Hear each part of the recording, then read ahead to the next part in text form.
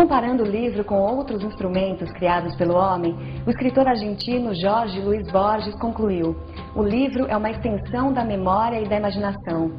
Mas você sabe como é o processo de impressão desse utensílio que revolucionou o modo de transmitir conhecimento? O Entre Linhas visitou uma oficina tipográfica e modernas gráficas de São Paulo para ver como as técnicas de impressão do livro evoluíram desde a invenção dos tipos móveis por Gutenberg no século XV.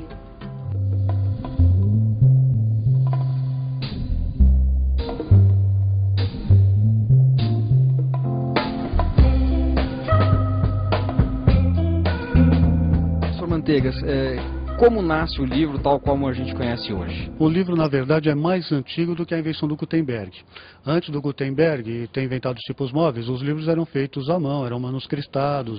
Gutenberg inventou os tipos móveis. Ele esculpiu moldes, de modo que ele tinha uma coleção de tipos de letras que podiam ser reunidos manualmente compondo qualquer palavra.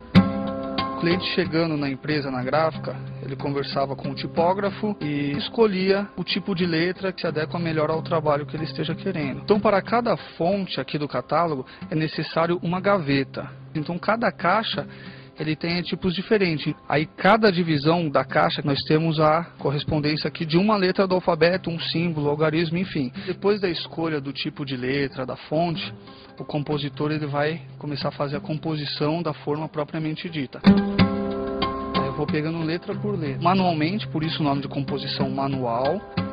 O material que vai entre as linhas, entre as palavras, são todos chamados de material branco. Quando o rolo de tinta passar, só vai pegar na letra, que está mais alta.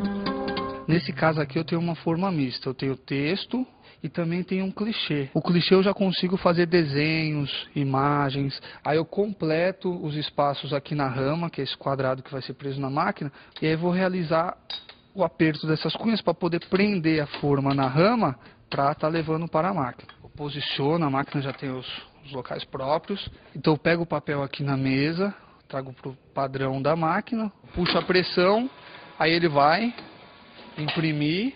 Isso depois de um tempo, quando o impressor pega a prática, ele consegue fazer sem parar a máquina, ele fica nesse ritmo imprimindo. Marcos, a tipografia hoje ela é só uma curiosidade museológica ou ela pode ter uma linguagem contemporânea? Na verdade, a tipografia ela é uma linguagem, né? Os grandes colégios, escolas de design entendem que para você compreender tudo isso, está aqui, a história nasce aqui. A base das artes gráficas, os princípios, a métrica da composição está presente aqui. O que a gente faz aqui é um trabalho, né, dessa alquimia aqui, investigativa. Então a gente procura continuar essa história, né?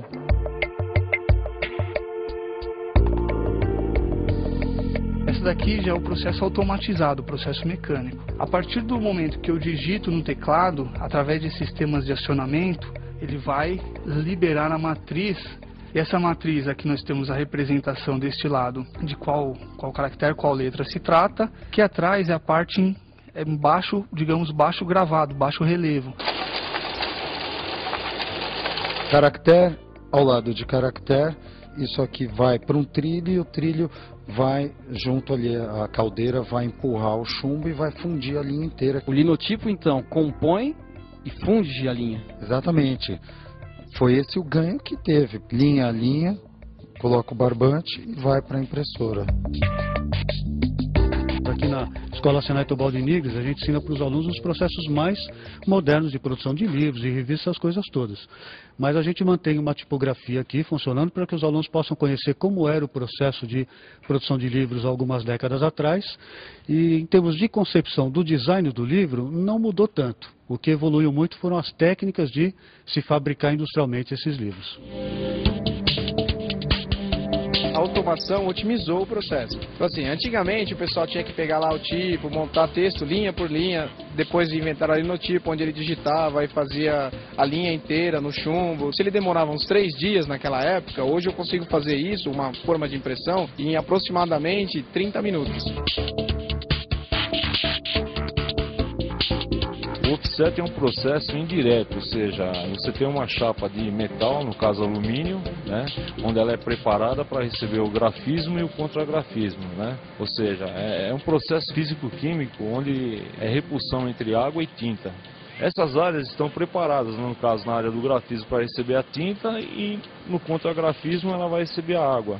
Você tem 4 chapas, uma para cada cor, né? Basicamente, você vai sempre usar 4 cores. Seria, no caso, o ciano, né, que a gente chama o azul, o amarelo, o preto e o magenta, que é o vermelho. Na impressão offset, a chapa entra diretamente em contato com o papel? Não, a impressão offset é uma impressão indireta. Você imprime da chapa para a blanqueta, que é um suporte de borracha, que funciona como transferência da imagem, é um porta-imagem. Você transfere da chapa para a blanqueta, da blanqueta para o papel. Então, você tem uma impressão indireta. Viviane, quando uma editora manda um livro para ser impresso aqui na Ipsis, como é que é o processo? Nós recebemos o arquivo já digital, a gente gera uma prova de plotter. A prova de plotter seria uma prova contratual, onde o cliente verifica, pré-visualiza, na verdade, como o livro vai ficar final, que ele ainda tem oportunidade de fazer uma revisão final, seja ela de texto ou de posicionamento de imagem, antes do material ser impresso. Quer dizer, a gente lê o livro da página 1 à página 96 numa sequência, mas vocês imprimem de uma maneira que para o leitor comum parece caótica, né? Exatamente. Se alguém pegar essas folhas e simplesmente dobrar de uma forma qualquer, a sequência ela fica aleatória. Wagner, a imprensa oficial agora tem uma nova tecnologia, né? A impressora digital. Explica pra gente o que é essa tecnologia. A impressora digital, ela segue um princípio um pouco diferente do offset. A offset ela tem um princípio mais químico, a digital ela tem um princípio mais eletrostático. A impressão digital ela ganha da offset no custo nas baixas tiragens. Então são coisas que não são viáveis na gráfica, que você consegue fazer na digital com um custo baixo. Na offset você tem um custo variável, na digital você tem um custo fixo. Na offset não, o custo vai baixando à medida que a tiragem aumenta. Qual é a diferença que tem entre um livro feito em impressão digital ou em offset?